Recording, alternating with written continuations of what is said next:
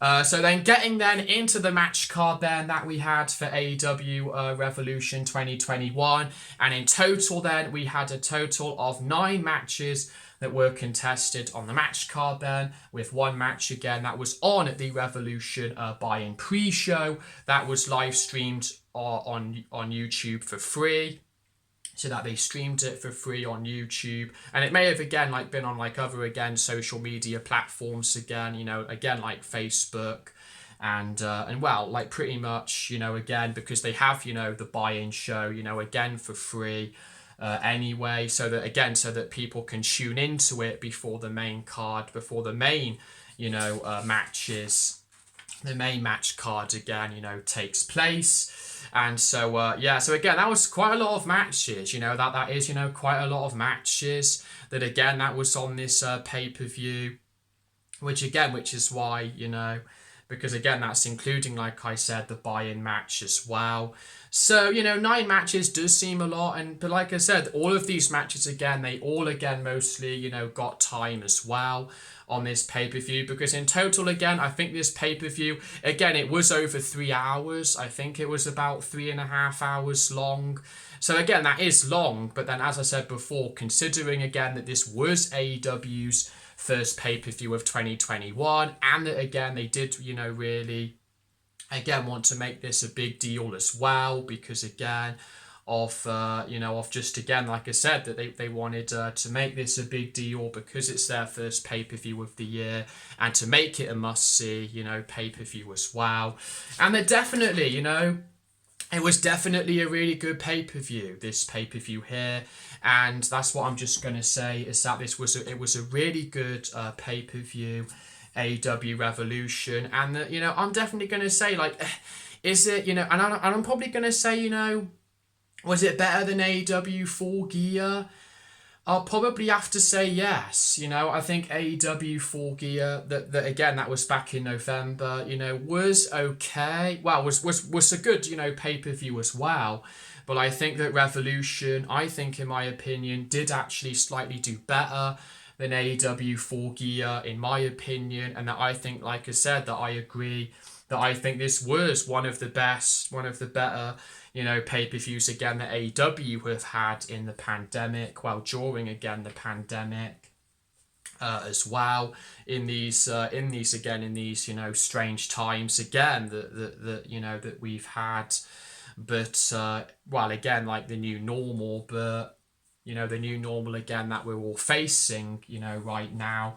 But yeah, so definitely, that when we go into the matches here, when we go into this show, really, like I said, that going into this show, I do admit that although I didn't again get to say this on Gavin's podcast, I wasn't again like really sure how well this pay-per-view was going to go, especially again because of the main event, as I said. That was again going into the pay-per-view again, the exploding barbed wire, death match between Kenny Omega and Jon Moxley. But definitely, but definitely though, that this pay-per-view definitely though in the end delivered. And although again, like I said, I was skeptical with some of the matches on this pay-per-view going into it, but I think in the end it turned out to be good despite the finish. But again, despite the finish to the pay-per-view, but it was again a really good event though. And so, yeah, and the main event, again, like I said, that we had for AEW Revolution 2021 was again headlined by the exploding barbed wire death match for the AEW World Championship between the AEW champion Kenny Omega and then Jon Moxley, which again was going to be Jon Moxley's anticipated rematch at the AEW World Championship since Winter is Coming. Since back in December at the Winter is Coming special, where again that Jon Moxley was screwed of retaining the AEW World Championship because of again that Don Callis aligned with Kenny Omega, and then that Kenny Omega again, that was his heel turn, that again completed his heel turn of him again being the heel that he is now. That he's been since then, back in December, but that was where it started from, Omega's full heel turn, his full-blown heel turn. But yeah, so that was the main event going into this pay-per-view again.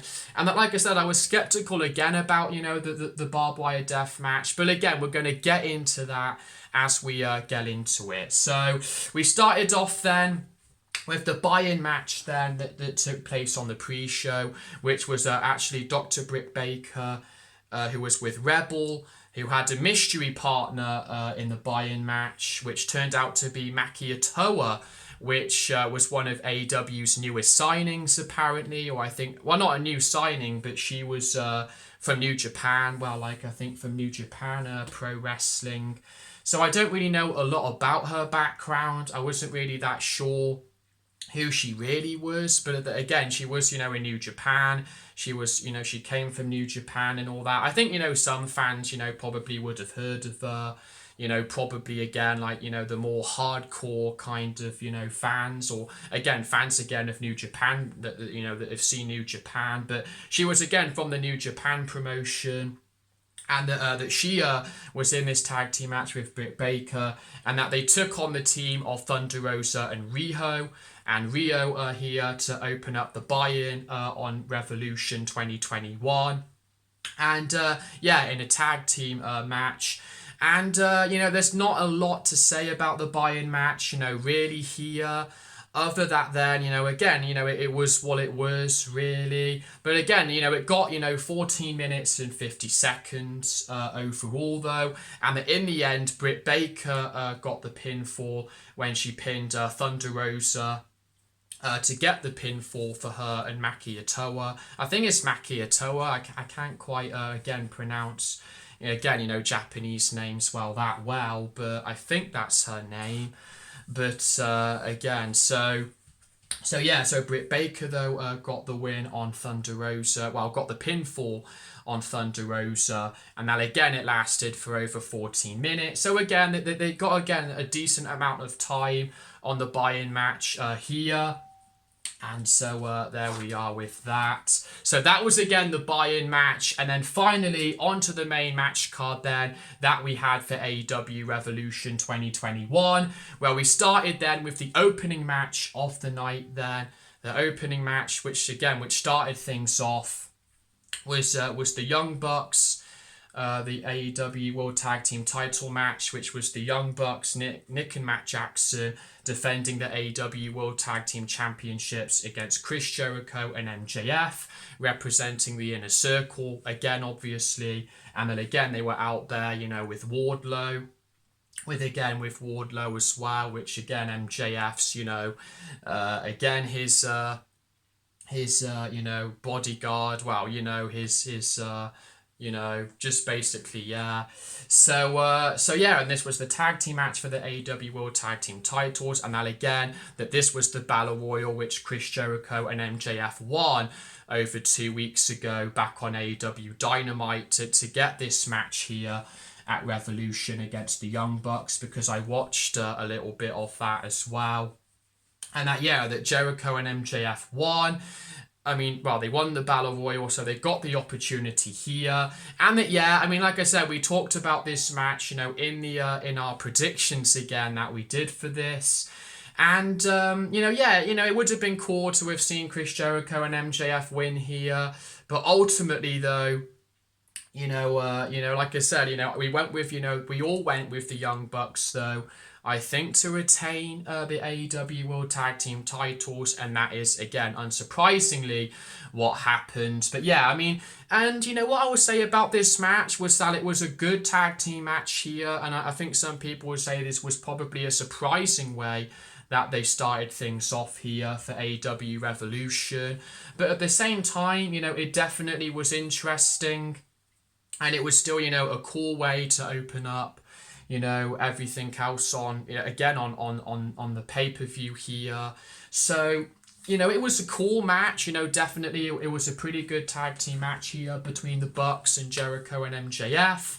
But, obviously, again, it's going to come nowhere near close to the Young Bucks versus Kenny Omega and Adam Page last year.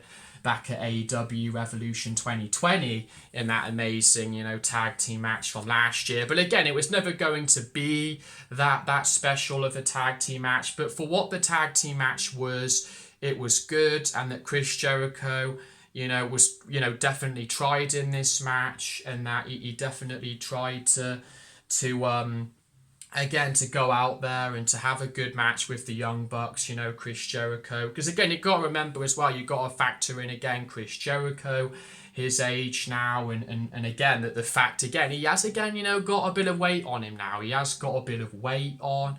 And, we all know that. We all, have seen that. But but in the end, like I said, it was a good, solid, tag team match that went on for 17 minutes and 50 seconds, which again is definitely, not bad for the opening match, but we didn't, end up seeing Sammy Guevara or any, again, inner circle interference here or anything, from Gallows and Anderson. We just, again, saw, like I said, just these two, teams, well, just again, the Young Bucks and Jericho and MJF, having a decent, tag team match. But like I said, there was nothing at all with the inner circle in this match. And but in the end, it was, though, the Young Bucks that in the end that put away Chris Jericho with a Meltzer driver to Chris Jericho to retain the AEW World Tag Team titles. And then again, like I said, this was definitely a decent way, to open things up on Revolution. And that, like I said, in the end, that was probably the right decision as well, because I know, like I said, that some fans, again, maybe, again, thinking now that the Young Bucks are getting a little bit stale and are maybe getting a little bit, not that engaging at the moment as the tag team champions, which I get that. But obviously, with Chris Jericho and MJF, you kind of know there is, again, that tension that has been in the inner circle. That's been in the inner circle now in the last couple of weeks. And again, that it showed in this tag team match as well, that there is still that tension there as well because of what happened with Sammy Guevara as well. So yeah, but it was cool, like I said, for what this tag team match was. And definitely, again, it was a solid tag team match, but just nothing, again, that you're probably going to go back to. Like I said, this was nowhere, again, near, like I said, a classic, tag team match. But again, it was entertaining for what it was. And that, like I said, in the end, the Bucks get the win by, again, hitting a Meltzer driver to Chris Jericho. To get, again, like I said, a feel-good win, for the Bucks, for the Young Bucks here, for Nick and Matt Jackson. And we'll see where they go now after this. But after that match then, we had the Casino Tag Team Battle Royale, which was to decide then who would then become the next, number one contenders to challenge for the AEW World Tag Team Championships, to get a World Tag Team Championship opportunity, which again is probably going to take place on Dynamite, probably in the next few weeks, or again, maybe by the end of the month, even maybe by the end of March. But yeah, and in this Battle Royal then, we had loads of, tag teams, different tag teams as well.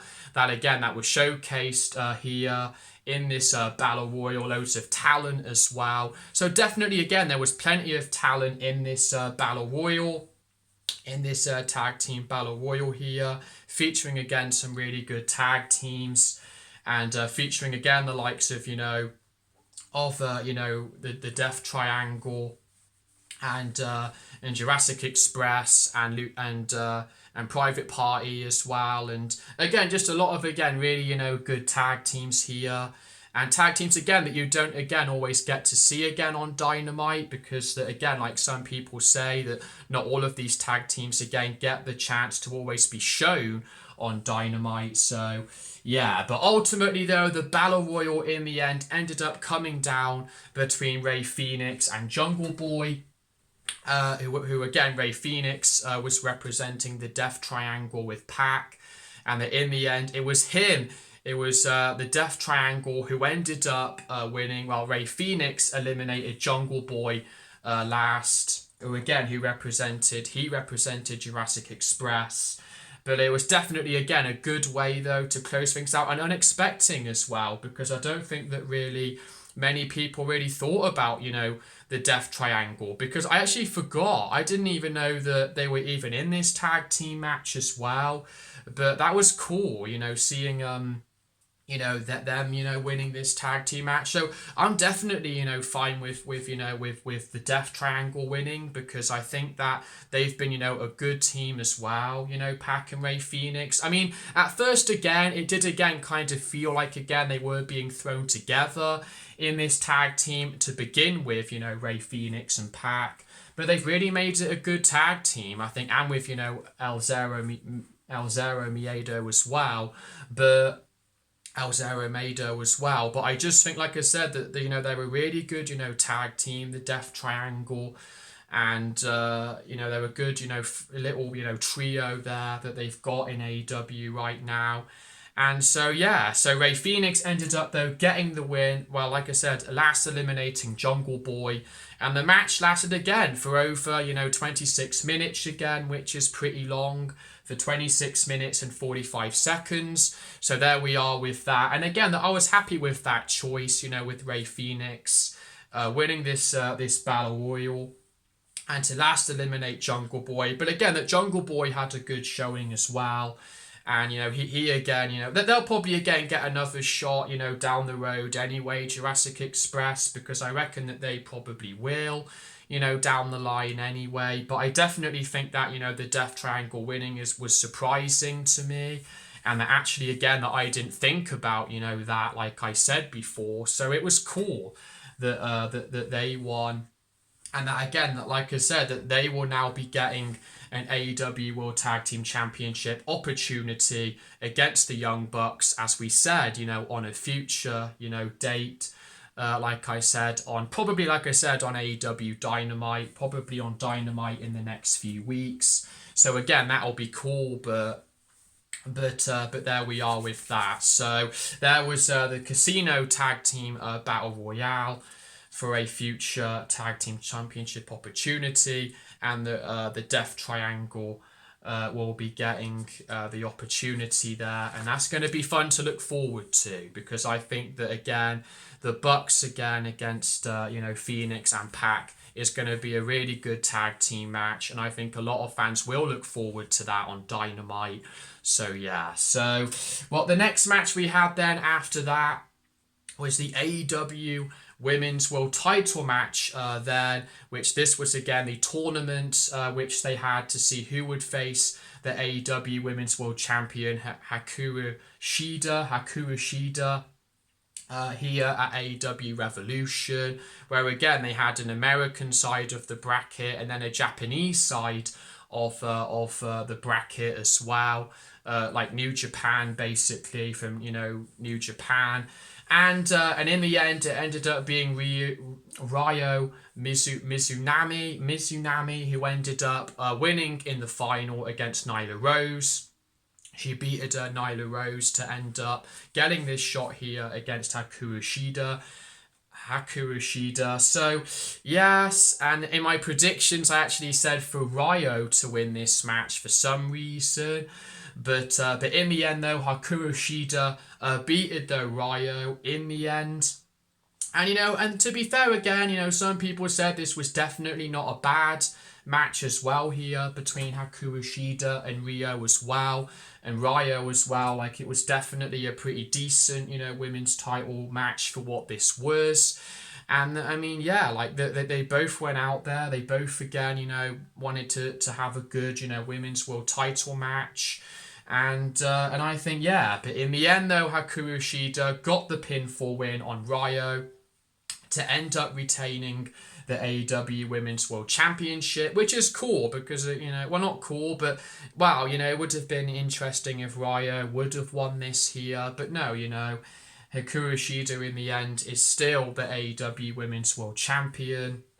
And And there we are. And that match lasted for 15 minutes and 10 seconds. And then we had the fifth match of the night then that took place, which was a tag team match then, which was Miro and Kip Sabian with Penelope Ford, who took on the best friends, Orange Cassidy and Chuck Taylor of the best friends. And again, that they're without, Trent, obviously, at the moment because he's injured. So again, it is just Orange Cassidy and Chuck Taylor here. And this, again, was the shortest match of the night as well. This was actually the shortest match that took place as well of the night in this tag team match here. And, this was definitely, again, probably maybe the weakest match of the night. I mean, I don't, again, want to be too harsh here because, again, that Miro, again, is still cool and all that, Again, you don't want to, again, put any of these guys down. But, again, this just felt, again, more like a Dynamite, tag team match here between Miro and Kip against, the best friends, Cassidy and Chuck Taylor. And as I said before, Orange Cassidy just really hasn't, been doing too much, for me either on Dynamite in the last few weeks. He's really not been doing anything except, again, he's kind of been floundering a little bit, but obviously, he came back to actually interrupt, that Miro and Penelope Ford's wedding and all that. He came back again out of a cake or something. It was something, again, corny. But I mean, yeah. But in the end, that was how, again, that this tag team match was set up here. But yeah, honestly, again, this was probably, like I said, the weakest, match here on the undercard. Probably this was one of the worst matches of the night for me. But it is what it is. And in the end, Miro actually ended up making Chuck Taylor submit in the end, and that Miro and Kip go over Orange Cassidy and Chuck Taylor here, and the match then lasted for 7 minutes and 50 seconds.